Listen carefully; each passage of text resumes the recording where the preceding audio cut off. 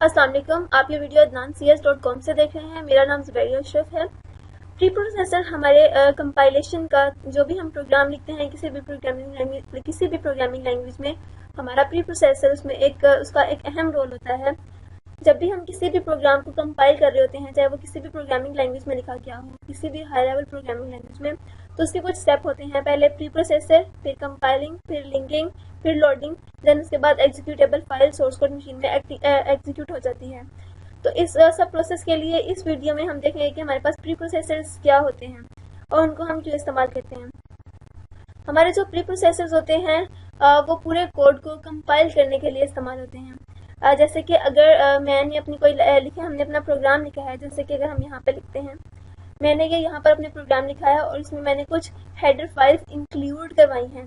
तो ये सारा कुछ इंक्लूड करवाना, ये सारा कुछ प्री प्रोसेसर डायरेक्टिव्स हैं जिसमें हम फाइल्स को इंक्लूड करवा रहे हैं, और जब जिन फाइल्स को हम इंक्लूड करवा रहे हैं वो हेडर फाइल्स हैं।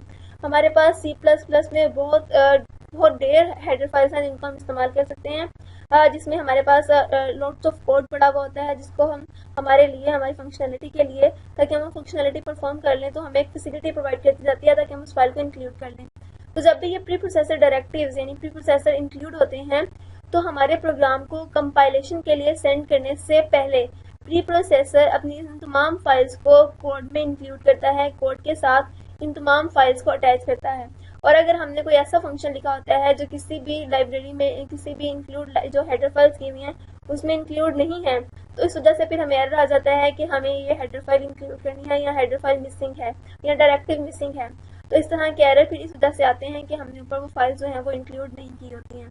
तो हमारे पास ये सारी जो मैंने इंक्लूड यहाँ पर की हुई है, stdfx, iostream, io.h, ये सारी हमारे पास हेडर फाइल्स हैं। प्री प्रोसेसर डायरेक्टिव्स में हमने इसको राइट किया है। प्री प्रोसेसर डायरेक्टिव में हमारे पास एक और चीज़ रह जाती है, जैसे मैं अगर यहाँ पे लिखूँ नंबर साइन डिफाइन, ये हमारे पास मैक्रोज हैं। अगर मैंने डिफाइन करना है x और उसकी वैल्यू है 3, तो इस तरह से मैं इसको डिफाइन कर सकती हूँ, ये मेरा एक मैक्रो है। तो ये सारी चीज़ें, मेरा ये मैक्रो जिसको मैंने अभी भी डिफाइन किया है, और मेरी तमाम प्री प्रोसेसर डायरेक्टिव जिसको मैंने हेडर फाइल के साथ इंक्लूड करवाया है, ये तमाम चीज़ें प्री प्रोसेसर डायरेक्टिव्स हैं जिनको हम अपने प्रोग्राम में इंक्लूड करते हैं ताकि ये बिफोर कंपाइलेशन प्रोग्राम को, सोर्स प्रोग्राम को कंपाइलेशन में ले जाने से पहले इसको कंपाइल कर दे, तमाम लाइब्रेरीज को, उनके हेडर फाइल्स को, तमाम कोड्स को और उनके हेडर फाइल्स को अटैच कर दे।